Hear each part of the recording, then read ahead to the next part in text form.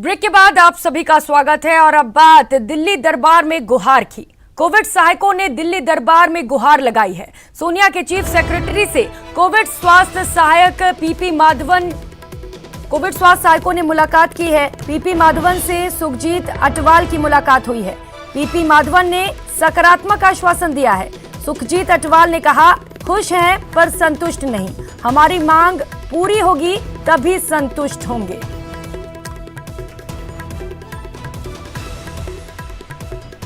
तो बड़ा अपडेट आपको बता रहे हैं। कोविड स्वास्थ्य सहायकों ने दिल्ली दरबार में गुहार लगाई है, न्याय की गुहार लगाई गई है। यहां पर सोनिया के चीफ सेक्रेटरी से कोविड सहायक ने मुलाकात की है। पीपी माधवन से सुखजीत अटवाल ने मुलाकात की है। ये तस्वीरें भी आपको दिखा रहे हैं जब लगातार 22वें दिन आंदोलन किया जा रहा है स्वास्थ्य सहायकों की ओर से, और मुलाकात की तस्वीरें आपको दिखा रहे हैं जब बातचीत की गई है।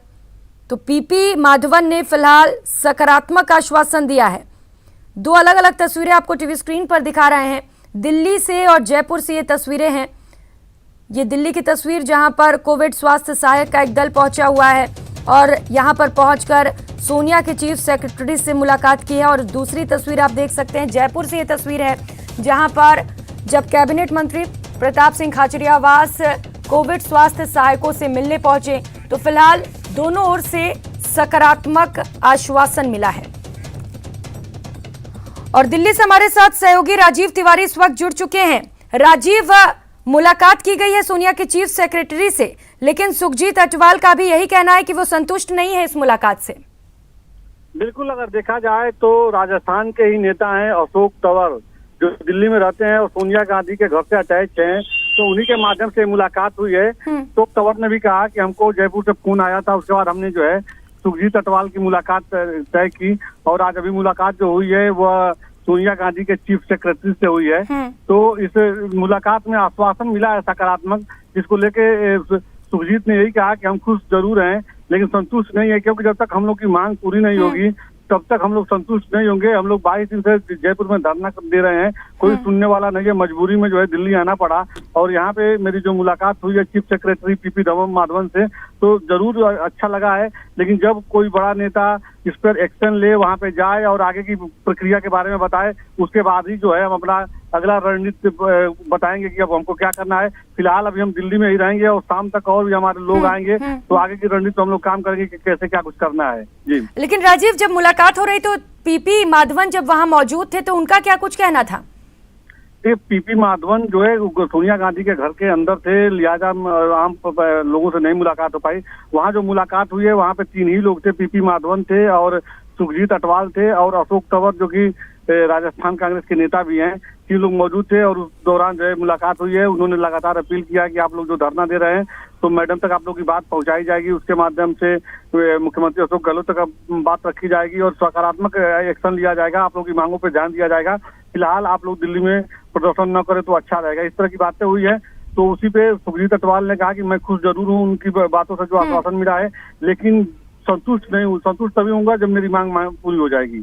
जी राजीव, खुश हैं लेकिन भरोसा भी नहीं है चीफ सेक्रेटरी की बातों पर, जैसा कि आंदोलन अभी भी जारी है, आपने बताया।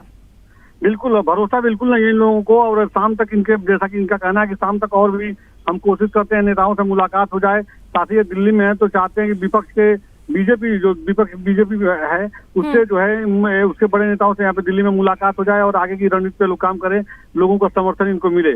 तो इस तरह से रणनीति बना के लोग दिल्ली में पहुंचे हुए हैं और बता रहे हैं कि शाम तक और ढेर सारे लोग जो बड़े इनके संगठन के नेता हैं जो वहाँ पर प्रदर्शन कर रहे हैं वो पहुंचेंगे दिल्ली। तो आने वाले समय में और ये लोग तेज कर सकते हैं। जी राजीव, कब तक लोग पहुंचेंगे और कितने लोग वहाँ पर पहुंच सकते हैं प्रदर्शन के लिए?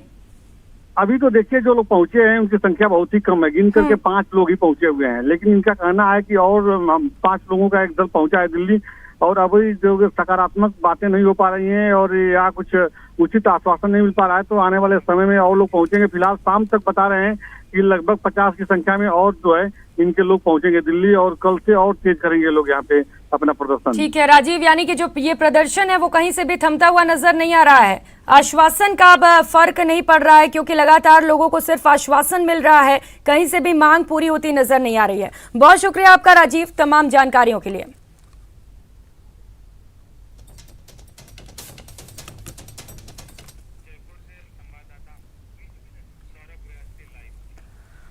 और इस वक्त जयपुर से हमारे साथ सहयोगी सौरभ गृहस्थी सीधे जुड़ चुके हैं। सौरभ, जयपुर में लगातार प्रदर्शन किया जा रहा है, आज 22 दिन हो चुके हैं, अभी क्या कुछ चल रहा है वहां पर और क्या कुछ अपडेट?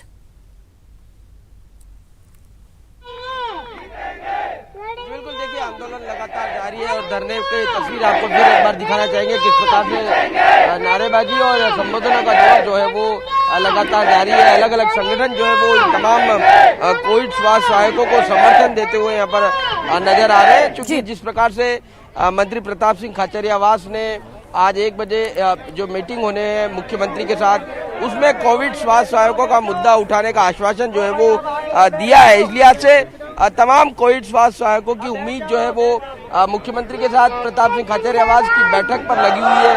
उनको उम्मीद है कि जिस प्रकार से वार्ता होगी और सीएम के सामने उनका पक्ष अगर उठेगा तो कहीं न कहीं कोई राह जरूर जो है वो खुलेगी। इस प्रकार की उम्मीद जो है वो तमाम कोविड स्वास्थ्य सहायकों को है। अब देखना होगा कि मंत्री प्रताप सिंह खाचरियावास किस प्रकार से इन लोगों का मुद्दा जो है वो सीएम के सामने रखते हैं, क्या कुछ बात होती है और उस बातों के बाद किस प्रकार से रास्ता जो है वो निकलता है। तो ये सब कुछ देखने वाली बात होगी। लेकिन शहीद स्मारक पर लगातार धरना जो है वो जारी है। कई युवा जो संगठन है वो यहाँ पर पहुँच रहे हैं। जी, और सौरभ देखिए, अगर बात आश्वासन की करें तो आश्वासन से अभी कुछ खासा फर्क पड़ता दिखाई नहीं दे रहा है, क्योंकि सोनिया के चीफ सेक्रेटरी ने भी मुलाकात की है सुखजीत अटवाल से, लेकिन उनका कहना है कि वे संतुष्ट नहीं है और धरना लगातार जारी है।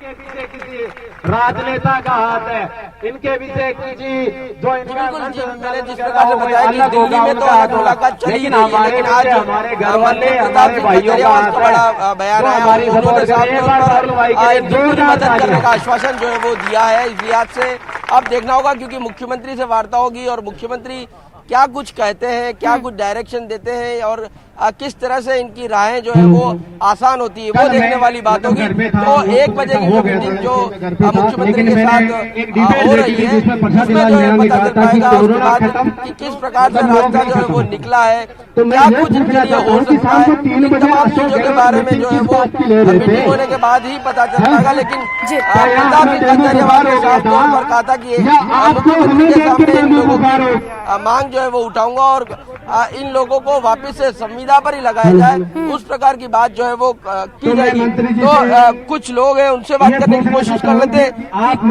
इस बैठक को लेकर किस प्रकार की जो टकटकी वो लगाए बैठे हैं। अभी मंत्री से बैठक, मुख्यमंत्री के साथ बैठक होने वाली है मंत्री प्रताप सिंह खाचरियावास की। कितनी उम्मीद लग रही है आप लोगों को उस बैठक? हमें पूरी उम्मीद है प्रताप सिंह जी खाचरियावास से भी जल्द ही प्रताप सिंह जी खाचरियावास हमारे बीच में हमारे लिए खुशखबरी लेके आएंगे और सभी इन 28,000 परिवारों को जो पहले सरकार ने हमारी नौकरियां छीनने थी, वो प्रताप सिंह जी खाचरियावास आके हमारे हाथ में लेटर थमाएंगे, हमें सुविधा कैडर में शामिल करके हमारी नौकरी वापस देके जाएंगे यहाँ पे आके। बहुत बहुत धन्यवाद। तो देखिए मुख्यमंत्री के साथ बैठक का जो उम्मीद चल रही है, उसको लेकर जो इन लोगों में इंतजार हो रहा है कि उस बैठक में क्या कुछ रहने वाला है, तो उस बैठक के बाद ही पता चलेगा। लेकिन सौरभ, जरा ये सवाल पूछिए उनसे कि जब इतनी उम्मीदें हैं तो दिल्ली में आंदोलन को तेज क्यों किया जा रहा है? दिल्ली में बताया जा रहा है कुछ और लोग वहां पर पहुंचने वाले हैं। आते हैं और हमें आश्वासन देके जाते हैं कि आपका काम मतलब लगभग तय है। और बिल्कुल देखिए, ये अपना प्रयास हर तरीके से करना चाहते हैं। जब ये यहाँ पर बैठे थे उससे पहले ही कई विधायकों से इन्होंने डिजायर लिखवाई थी कि इनको जो है वो काम जो बहाल जो है वो रखा जाए। इन्होंने धरना भी दिया, इन्होंने अनशन भी किया। ये कोशिश ये है कि ये प्रेशर बनाए रखना चाहते हैं। ये चाहते हैं कि हर तरह की कोशिश की जाए ताकि सरकार जो है वो इनकी मांगों पर जल्द से जल्द जो है वो विचार करे। इसी कड़ी में इनका एक दल जो है वो दिल्ली गया, दिल्ली के नेताओं से मुलाकात करके राज्य सरकार पर प्रेशर बनाने की पॉलिटिक्स जो है वो साफ तौर पर देखने को मिल रही है। तो कोशिश यही है कि सभी तरह से इनका काम जो है वो जल्द से जल्द हो, उसकी कोशिश है। और उसी कड़ी में ये एक प्रतिनिधिमंडल जो है वो दिल्ली गया है, वहाँ पर लोग नेताओं से मुलाकात कर रहा है। ये बताया जा रहा है कि वेणुगोपाल से भी मुलाकात ये कर सकते हैं, अजय माकन से भी ये मुलाकात कर सकते हैं। तो तमाम लोगों से मुलाकात करेंगे और अपनी बात जो है वो रखने की कोशिश जो है वो कर रहे हैं, ताकि इनकी समस्याएं जो है वो जल्द से जल्द जो है वो हल हो चुके। चूंकि 22 दिन हो चुके हैं और 22 दिन से लगातार ये आंदोलन जारी है और आप देख सकते हैं कि इस भीषण गर्मी के बीच में भी ये लोग यहाँ पर बैठे हैं और एक ही उम्मीद है कि संविदा पर इनको वापस से लगा दिया जाए, जो 31 मार्च को जो आदेश जारी किया था और इसके जरिए इनकी नौकरी समाप्त हो गई थी। तो ये चाहते हैं कि इनकी नौकरी फिर से जो है वो बहाल हो जाए। जी बिल्कुल सौरभ, और लगातार नजर बनाए रखे रहेंगे। मुख्यमंत्री अशोक गहलोत बैठक करेंगे, उस पर भी बहुत शुक्रिया आपका तमाम जानकारियों के लिए। और फिलहाल यहाँ रुकेंगे एक छोटे से ब्रेक के लिए, लौटेंगे फौरन। ब्रेक के बाद आप सभी का स्वागत है और कर लेते हैं बड़ी खबर का। देवा गुर्जर हत्याकांड मामले में ये बड़ा अपडेट आपको बता दें, सभी 8 आरोपियों को जेल भेज दिया गया है। 8 आरोपी 6 मई तक जेल भेजे गए। इनामी आरोपी भीरू गुर्जर की तलाश लगातार जारी है। तो जानकारी दे दें, अब तक 24 आरोपियों की गिरफ्तारी हो चुकी है। धारदार हथियार से देवा गुर्जर की हत्या की गई थी।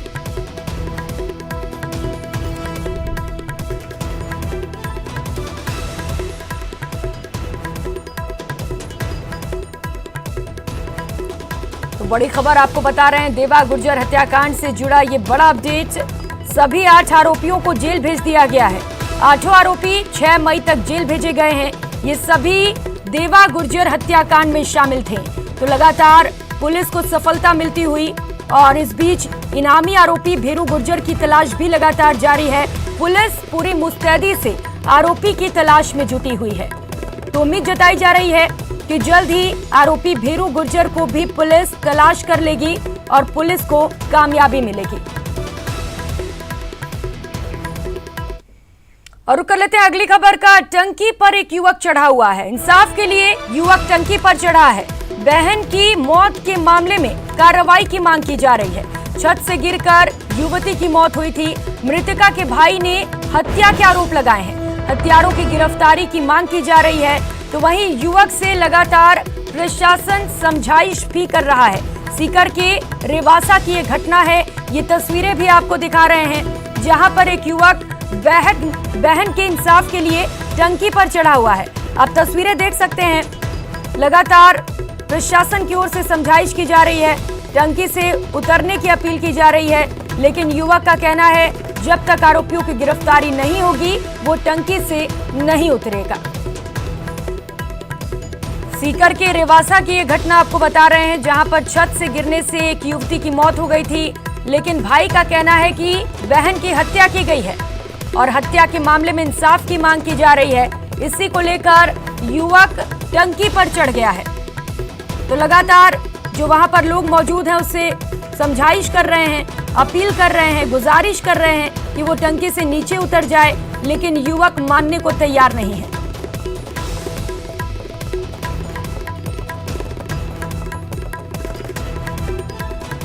ज्यादा जानकारी के साथ सीकर से सहयोगी संदीप हुड्डा इस वक्त हमारे साथ जुड़ चुके हैं। संदीप, क्या कुछ अपडेट है फिलहाल?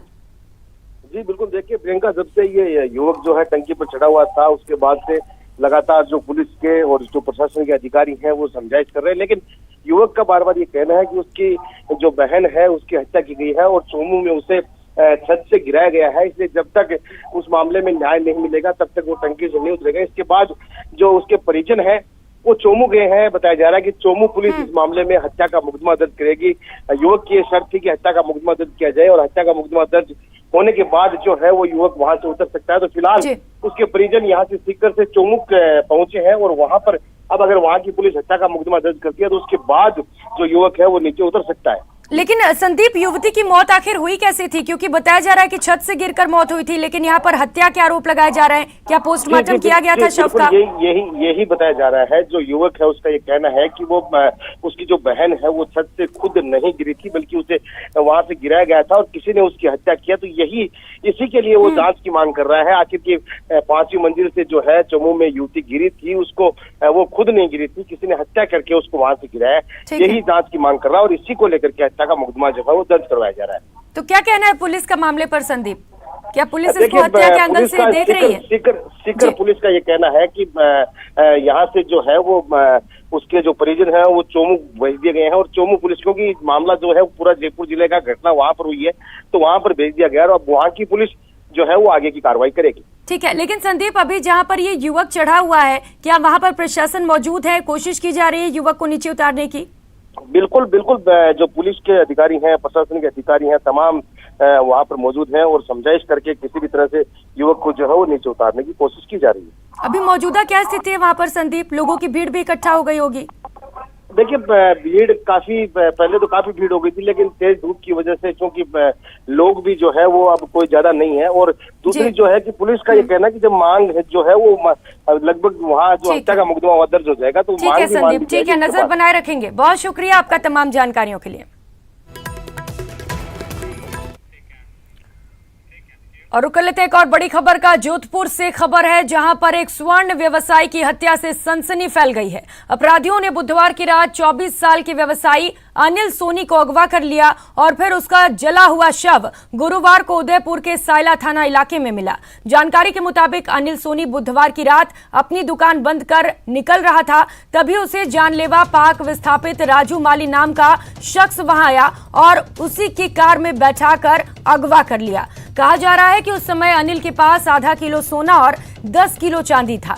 अनिल के अगवा होने की खबर उसके घर वालों को तब लगी जब उसके पिता भंवरलाल सोनी के फोन पर पाली टोल नाके से टोल टैक्स कटने का मैसेज आया, जिसके बाद परिजनों ने अनिल को फोन लगाया, लेकिन फोन बंद था। जिसके बाद आशंकित परिजन थाने पहुंचे और पूरी घटना की जानकारी पुलिस को दी। इसके साथ ही खुद परिजन अनिल की खोज में निकल गए। इस दौरान वे माउंट आबू, सिरोही और सांडेराव तक गए, जहां उन्हें मालूम हुआ कि सांडेराव टोल नाके पर अनिल की गाड़ी लेन नंबर 8 को तोड़ते हुए निकली है। परिजनों ने तुरंत पुलिस से संपर्क कर इस घटना की जानकारी दी, लेकिन पुलिस ने परिजनों की बातों का ध्यान नहीं दिया, जिसके बाद अनिल की हत्या हो गई और 11 बजे दिन में उदयपुर के सायला थाने की पुलिस ने जले हुए हालत में शव बरामद किया। शव मिलने की सूचना जोधपुर पुलिस को दी गई। पुलिस ने परिजनों को ले जाकर शव की शिनाख्त कराई। इस मामले में मृतक के परिजनों ने पुलिस की कार्यशैली पर भी सवाल उठाए हैं। उनका साफ कहना है कि पुलिस ने थोड़ी सी भी तत्परता दिखाई होती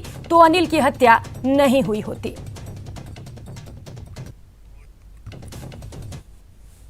9:12 पे पता चला भाई 2 टोल कट रहे थे। 8:32 पे एक टोल कटा और 9:12 पे एक टोल कटा। तो उस टोल के वजह से हमें पता चला भाई गाड़ी पाली की तरफ जा रही है। अच्छा। उसके बाद में मैं वहाँ दुकान पे गया और हमारे अड़ोसी पड़ोसी सब साथ में चले थे। दुकान पे जाकर फुट रेस्ट चेक किए तो फुट रेस्ट पे वो 6:30 बजे वहाँ से निकल गए थे और फिर हम वहाँ थाने में जाके मुकदमा दर्ज कराया और हम उनके पीछे चले गए। आपने कितने बजे थाने में शिकायत दी? करीब 10-10:30 बज गए सर। 10:30 बजे लगभग थाने। पुलिस ने क्या कहा? पुलिस ने कहा भाई हम नाकाबंदी करा देते हैं। जी की दुकान से उनका अपहरण किया था, तो एक व्यक्ति जिसका नाम राजूराम माड़ी है उनके साथ गया था। जैसे सूचना मिली नाकाबंदी वगैरह करवाई गई। कल उनकी डेड बॉडी मिली थी, मुलजिम को राउंड अप कर लिया गया है, आगे का अनुसंधान अभी जारी। सर कितने बजे सूचना मिली थी आपको अपहरण की? अपहरण की शाम को सूचना मिली थी। और मामला दर्ज कब किया गया? मामला उन्होंने जो रिपोर्ट कल सुबह दी तो रिपोर्ट देते ही उन्होंने मामला दर्ज। वो कह रहे हैं रिपोर्ट हमने परसों शाम को दी 10:30 बजे। उनकी अपन जांच करवा लेंगे यदि ऐसा है।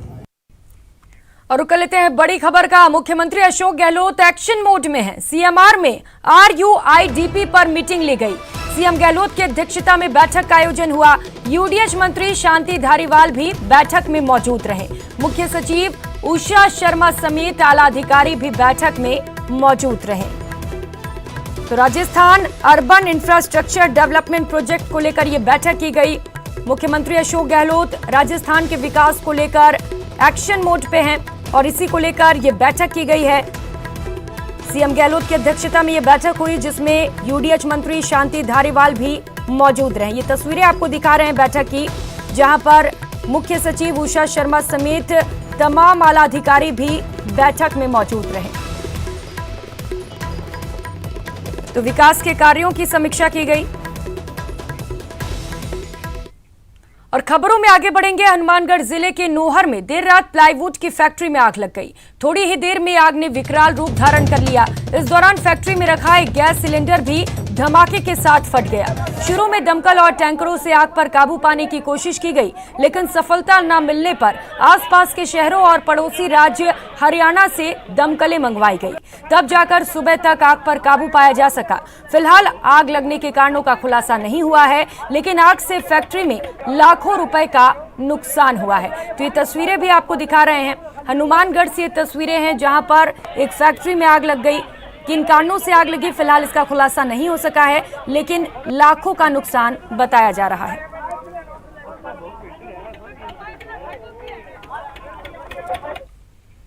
और खबर जालौर से है, जहां पर भीषण सड़क हादसा हुआ। जिंदा एक ट्रक ड्राइवर जल गया। इस हादसे में ट्रेलर और ट्रक की टक्कर हुई और टक्कर के बाद दोनों वाहन जलते हुए नजर आए।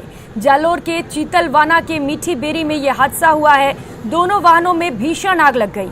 आग लगने से ट्रक चालक जिंदा जल गया है, वहीं दमकल की मदद से फिलहाल आग पर काबू पा लिया गया है। तो तस्वीरें भी आपको दिखा रहे हैं जहां पर भीषण और दर्दनाक हादसा हुआ।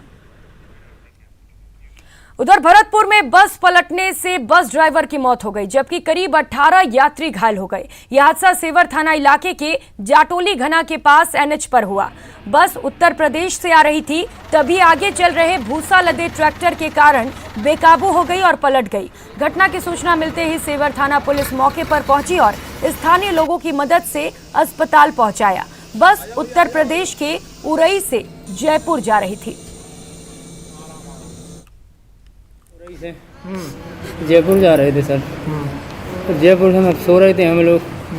जब बस पलटी एकदम दो लोग मिले, हम लोगों की नींद खुली, एकदम चली गई वो बात नहीं। हमें लोग वागन ने निकालो है कि भैया हमें चोट आ गई बहुत ज़्यादा, बच्चों ही कार है।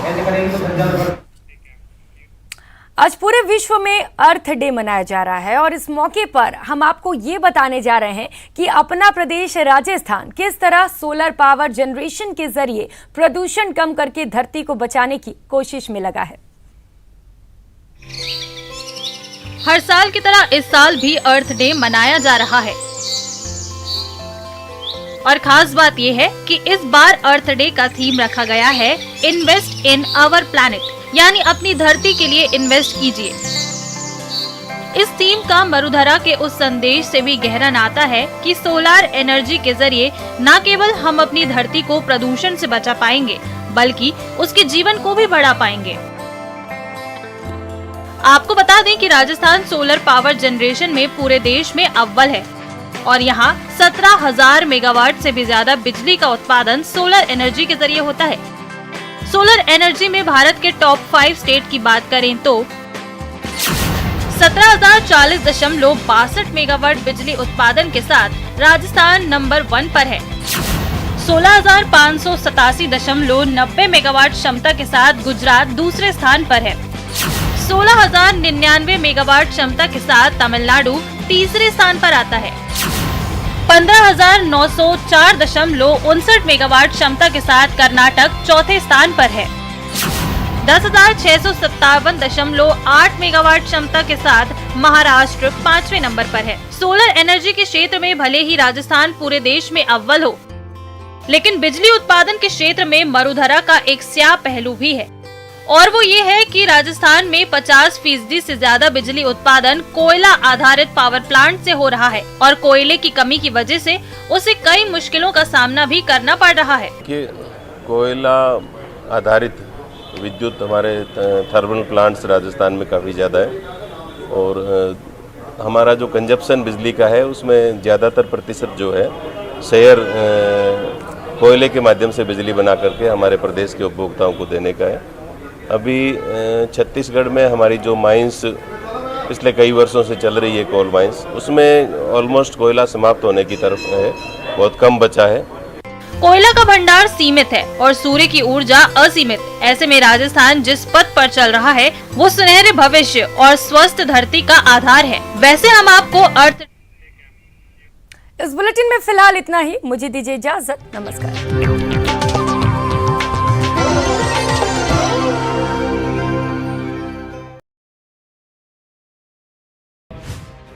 गुजरात में आजमाए हुए इस मॉडल